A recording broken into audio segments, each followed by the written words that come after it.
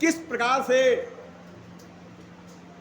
श्रीमद् भागवत महापुराण की रचना तो हो गई, लेकिन श्रीमद् भागवत महापुराण में कुल 12 स्कंध हैं, कुल 12 स्कंध हैं। और 10वें स्कंद 9वें स्कंद तक तो आपने कथा श्रवण कर ली, मतलब जो भी है करके सुनाई मैंने। लेकिन भगवान श्री कृष्ण महाराज की जो लीलाओं का वर्णन है वो 10वें स्कंद से ही प्रारंभ होता है।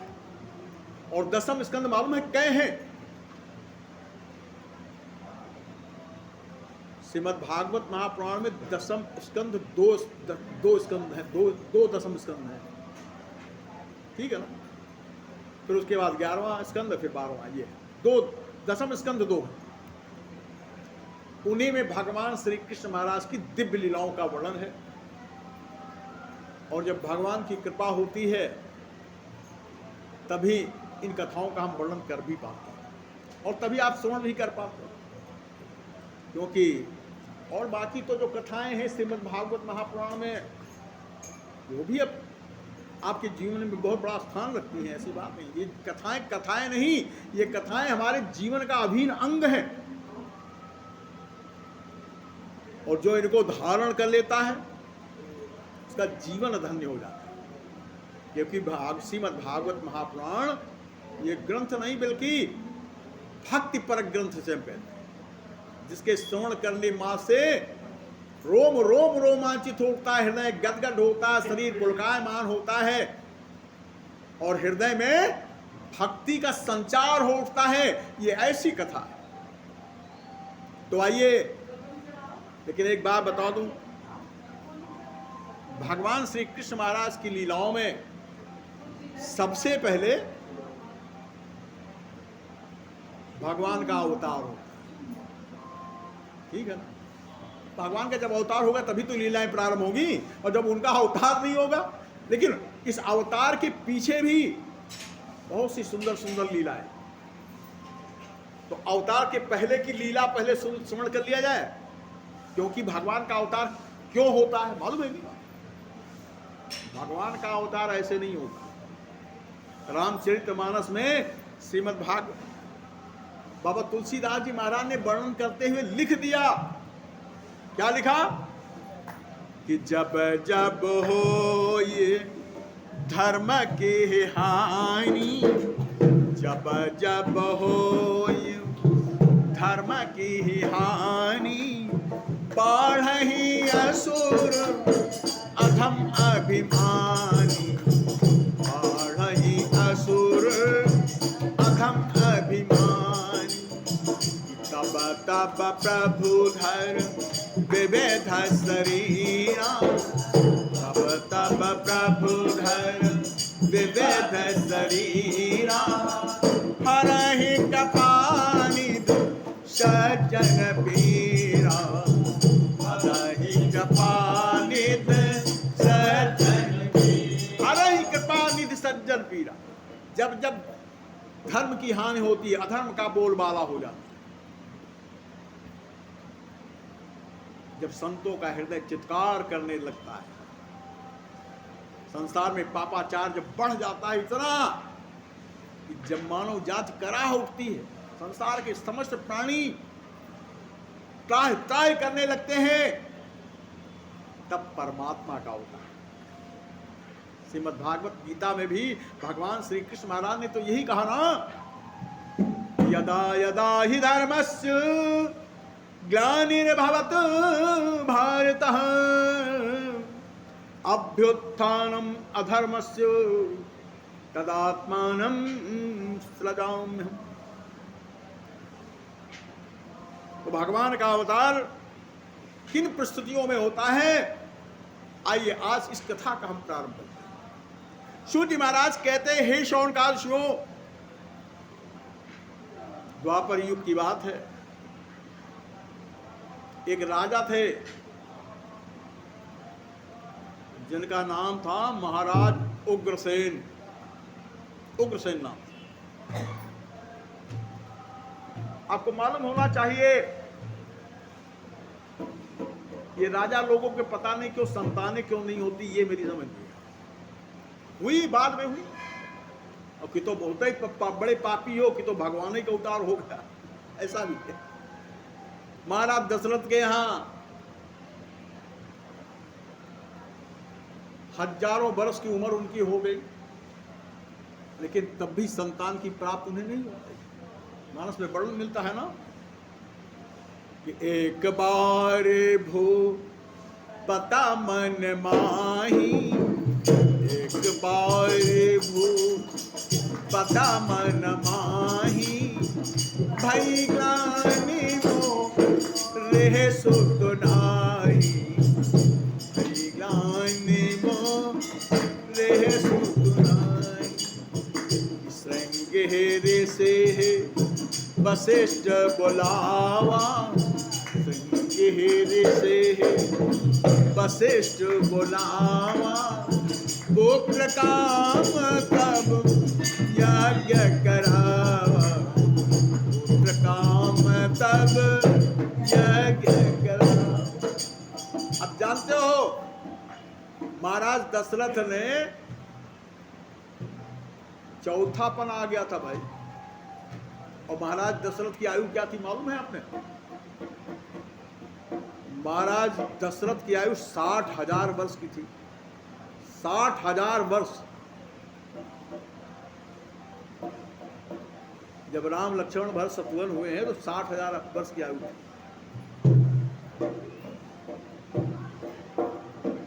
और वो भी पहले तो पुत्र वियोग में बहुत दुखी हुए, और दुखी होने के उपरांत फिर किस प्रकार से गुरु अपने गुरु के पास रुके, क्योंकि जब मनुष्य के जीवन में आपात स्थितियां आ जाएं, दुख का समय आ जाए, चिंता ज्यादा हो जाए, तो मनुष्य को गुरु के पास जाना चाहिए। बेटा बेटा गुरु के पास जाए और जा करके गुरु से इसकी सलाह ले। महाराज दशरथ ने सलाह लिया, और गुरु कौन थे मालूम है ना? महर्षि वशिष्ठ गुरु। उनसे सलाह ली उन्होंने। महर्षि वशिष्ठ ने सांत्वना दी, धरो धीर होई है सुतचारी। हे राजन, चिंता न करो, धीरे धैर्य धारण करो, तुम्हारे एक नहीं तुम्हें 4 पुत्र होंगे, 4 पुत्र होंगे। धरो धीर होई है सुतचारी, 4 पुत्र होंगे तुम्हारे, लेकिन इसके लिए तुम्हें एक यज्ञ करानी होगी। ये यज्ञ कौन कराया मालूम है ना? ये यज्ञ स्वयं ऋषि श्रृंग कराएगी। श्रृंगी, या तो हम लोग श्रृंगी ऋषि कहते हैं, लेकिन श्रृंगी ऋषि उस नाम, वास्तविक उनका नाम है ऋषि श्रृंग। वाल्मीकि रामायण में कथा वर्णन है, और तुलसी में भी है, लेकिन वहां शार्ट करने हैं। क्या इस प्रकार से महर्षि श्रृंग को उन्होंने बुलवाया। कैसे बुलवाया, सब लंबी कथा है। कौन है ऋषि श्रृंग, किसके पुत्र हैं ये, इनकी उत्पत्ति कैसे हुई, सब बड़ी लंबी कथा है भाई। जब राम कथा का मैं विस्तार से वर्णन करता हूं ना, तो उस कथा में आपको विस्तृत कथा मिलती है। क्योंकि ऋषि श्रृंग जो है, एक मृगी के पेट से इनका जन्म हुआ था। और यही नहीं, ऋषि श्रृंग किसके पुत्र है मालूम है ना? ये विभांडक ऋषि, महर्षि विभांडक के पुत्र हैं। ये वन में रहते थे, उनको बुलवाया गया, और बुलवाने के उपरांत किस प्रकार से महाराज दशरथ स्वयं लेकर के उनको अयोध्या में आए। अयोध्या में आ करके उनसे निवेदन किया कि ऋषिवर, मैं एक यज्ञ कराना चाहता हूं, क्योंकि मेरे पुत्र नहीं है कोई, इसलिए मैं पुत्रेष्ठ यज्ञ कराना चाहता हूं। तो स्वयं श्रृंग ऋषि ने बतलाया, राजन पहले आप पुत्रेष्ठ न कराओ, मैं कहूंगा सबसे पहले आप अश्वमेघ यज्ञ कराओ। और अश्वमेघ यज्ञ बीतने के उपरांत 1 वर्ष के उपरांत आप जो है विधिवत पुत्रेष्ठ यज्ञ करवाइए।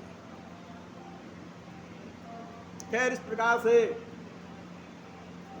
यज्ञ कराया, किस प्रकार से महाराज दशरथ की तीनों रानियां किस प्रकार से गर्भवती हुई, उस यज्ञ के द्वारा जो चरु प्राप्त हुआ, उस चर को ग्रहण करने के उपरांत तीनों रानियां गर्भवती हुई, और किस प्रकार से फिर भगवान का अवतार हुआ उनके यहाँ। ऐसे ही कथा श्रीमद् भागवत महापुराण में मिलती है।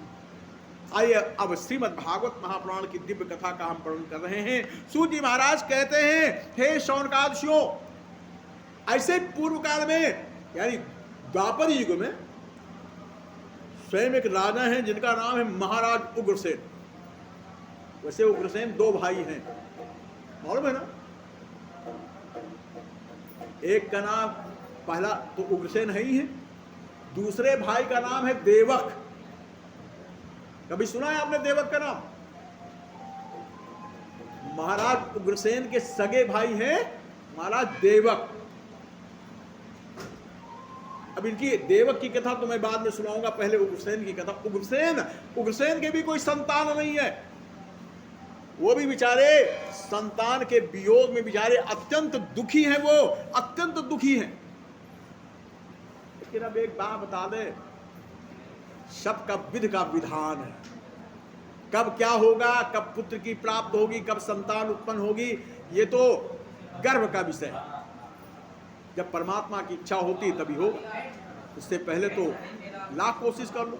इसीलिए मानस में तुलसीदास जी महाराज ने लिखा कि हंसी बोले रघु वंश कुमारा, हंसी बोले रघु वंश कुमारा, विधि कहा लिखा को मेटन हारा, विधि कहा लिखा को मेटन हारा, होई है वही सो राम रच राखा, होई है वही सो राम रच राखा, को करे तल को बढ़ा वही साखा, को करे तल को बढ़ा वही साखा, को नाही सुख दुख कर दाता, को नाही सुख दुख कर दाता, निज निज कैत भोग सब प्राता, निज निज कैत भोग सब प्राता। सूत जी महाराज कहते हैं, शौनकादियों, महाराज उग्रसेन के भी कोई संतान नहीं है, लेकिन भाई राजा तो हैं, राजा हैं। कहां के राजा हैं? सभी को मालूम, मथुरा के राजा हैं महाराज उग्रसेन। सूत जी महाराज कहते हैं, हे शौनकादियों, हे शौनकादियों, अब महाराज उग्रसेन,